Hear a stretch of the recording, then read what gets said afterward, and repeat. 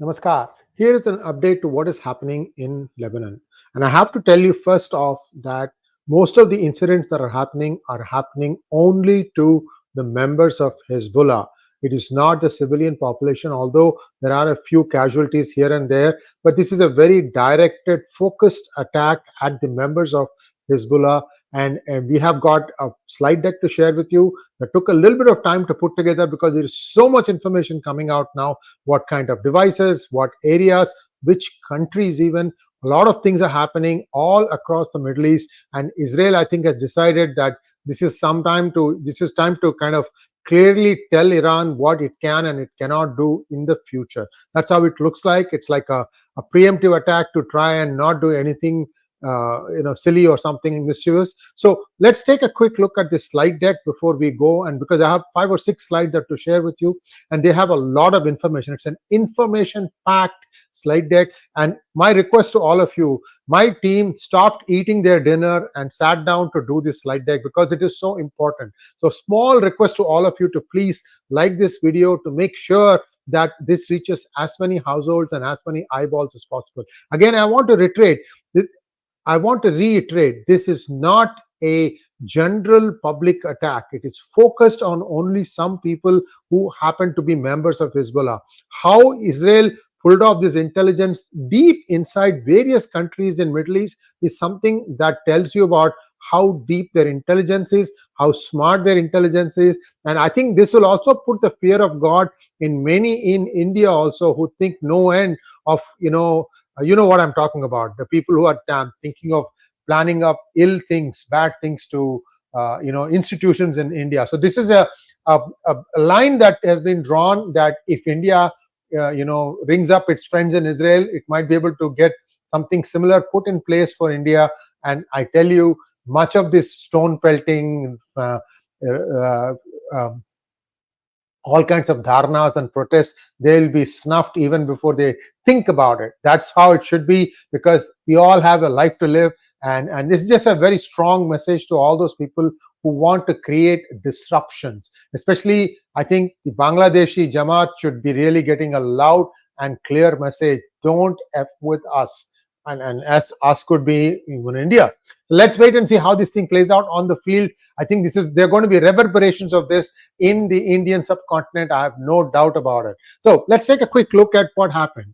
Today, there were, let's go to the next slide, please.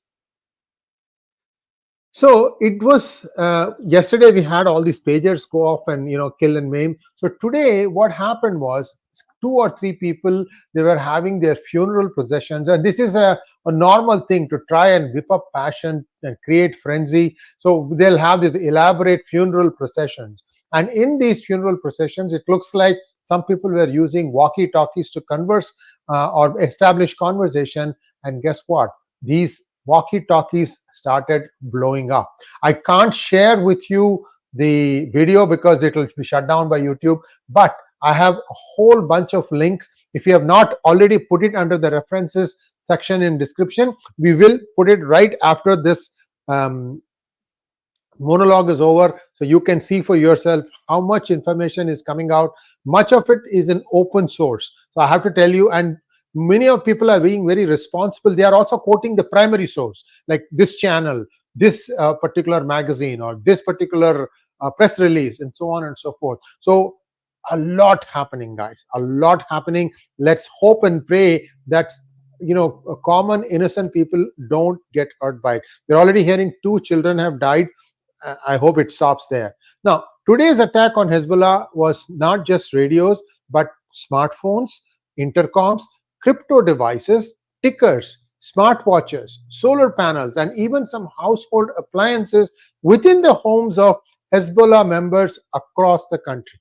So this is the important underlying thing, within the homes of Hezbollah members. I'll show you some dismembered pictures and you'll understand where how it has been impacted. Because anything that has a rechargeable battery, I mean, that means just about everything that you can think of today, looks like they have been rigged.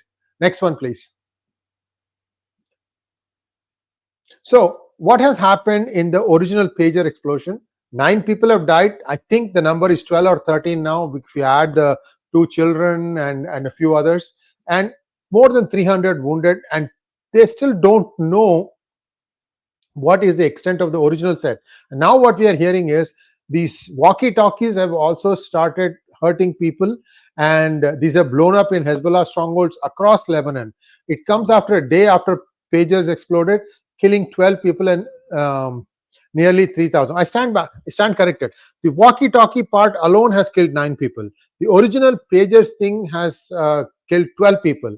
Now there are reports that landline telephones exploded too at various locations in East Lebanon. This gets a little interesting because landline phones don't have a rechargeable element in there, and I don't know how that was pulled off. Just like the pagers, all the walkie-talkie devices also exploded at the same time, Hezbollah has claimed. Next one, please. See this one. This is a fingerprint device, something that you would probably encounter in an ATM, and there are also such controllers for your solar panels that tell you that you have so much solar production today, and so on and so forth. And these are also now exploding. Next one, please. And here you can see the damage of all these destructions. There are some high rises there. You can see pictures of that, of a household equipment being blasted, and you can see the debris fly out from the 11th floor and things like that. Here the total count, or the going count right now, is more than 60 houses and shops, 15 cars, and dozens of motorcycles exploded and are burning in just the Nabatea district in southern Lebanon. So this gets like, how are cars getting burnt? How are shops will have electronics? So we have some videos of that also. But what happens to dozens of motorcycles? What do the motorcycles have that have a power element in them? Is it because perhaps the person who's riding the motorcycle has something that is going off? We don't know. See, the information right now is happening so fast and furious that people are still trying to collate how all the things are coming. Now I'm going to go to a different country. Explosions have been reported in warehouses belonging to IRGC, Iran Republic Guard, militias near the Imam Ali base in the Al-Bukamal countryside of eastern Syria. You can see the arrow from the bottom. That is the place where the Imam Ali base is, and even here in the warehouses, explosions are happening. So now think of it like this. If, let's say, there's a batch of new pagers coming in, where are they going to be? They're going to be in one warehouse or the other. So Israel has decided that, okay, the first batch that reached the hands of people has been there for 3-4 months. That is now executed. This perhaps is a future batch. They are trying to nip that also in the bud. Essentially, what it is doing is it is completely dismantling the communications structure that the Hezbollah and with the help of Iran have put together, and that part is just completely coming apart. If you remember, in case of Gaza, they had all these tunnels, and towards the end, as the Israeli army was going towards the Egyptian border, Egypt had claimed that there was no tunnels coming into Egypt, but that was not true. There were many tunnels that were leading from Gaza going into Egypt. So there it was the tunnels that was used to essentially propagate terror. Here they are trying to use mostly grenades, drones, and launchers and things like that. And without communication, this thing is going to be ripe for picking. What I expect to see is that once the communication has been completely brought to a halt, then the Israeli air power will move in and cherry pick all these different launcher locations and other things. I mean, this is a fight to the finish, the way I see it. I could be wrong, but it looks like it is something that they have said, okay, enough is enough.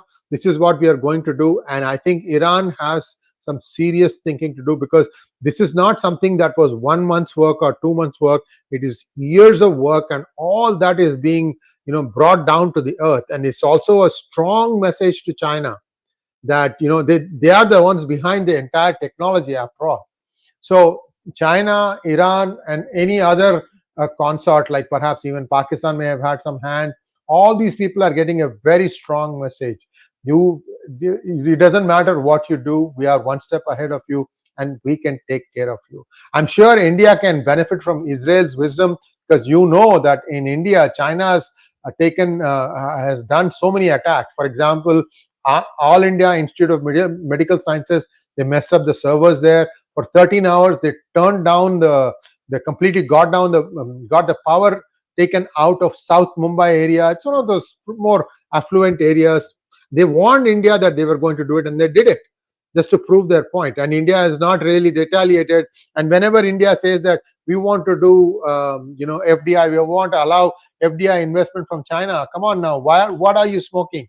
This is the same set of people who have put together all these things in place.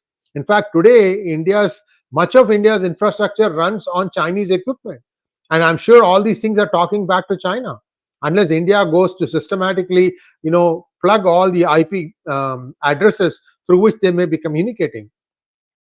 It's a big task.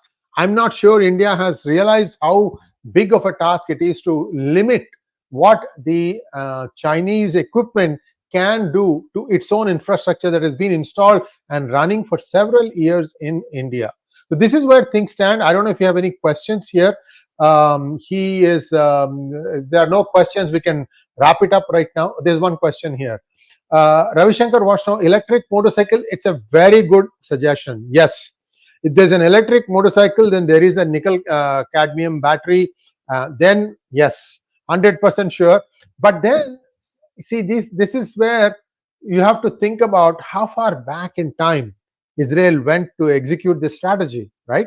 Somebody is driving an electric vehicle today on the street. That means it would have taken months to come to the wholesale showroom, and then go back to a country of origination, let's say China, and then so does that mean that Mossad has ins in China also, that they can go to their factory there, or was it done inside during transit? Lots of places where it can be done, but to maintain secrecy throughout all these things, because nobody knew it. Nobody knew what was happening.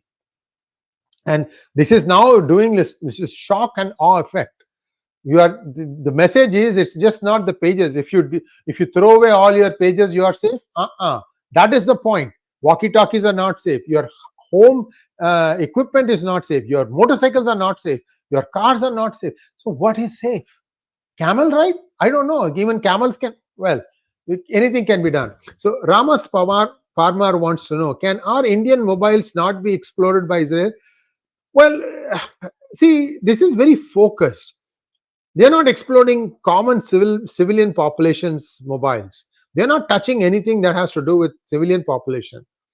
It's only the members of Hezbollah that are receiving, and they are at the receiving end.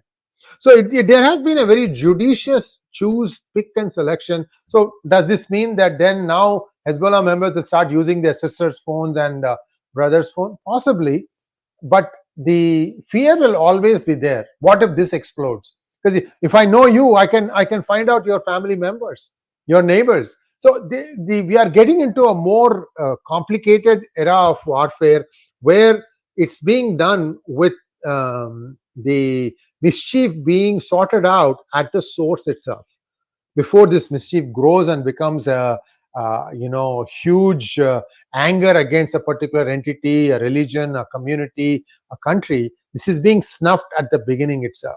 Essentially, it is done to say that don't get into this line. Do what normal people do. That is the message that I see that Israel is trying to convey to the Middle East. I don't know how many are listening though. They are hearing a lot of noises, but it will only make them angrier. This has been the case for the last 70 years. But every time the Middle East thinks that we have the numbers, we have the technology, we have the brawn, we will win, then they lose, and they lose badly. That's where things stand. I don't think we have any more questions. Thank you so much for watching this special broadcast, and I'll give you more updates maybe sometime tomorrow morning, your time, when you wake up, on more details on what happened. Wonderful audience. Thank you so much, guys. Please like, share and subscribe to our channel.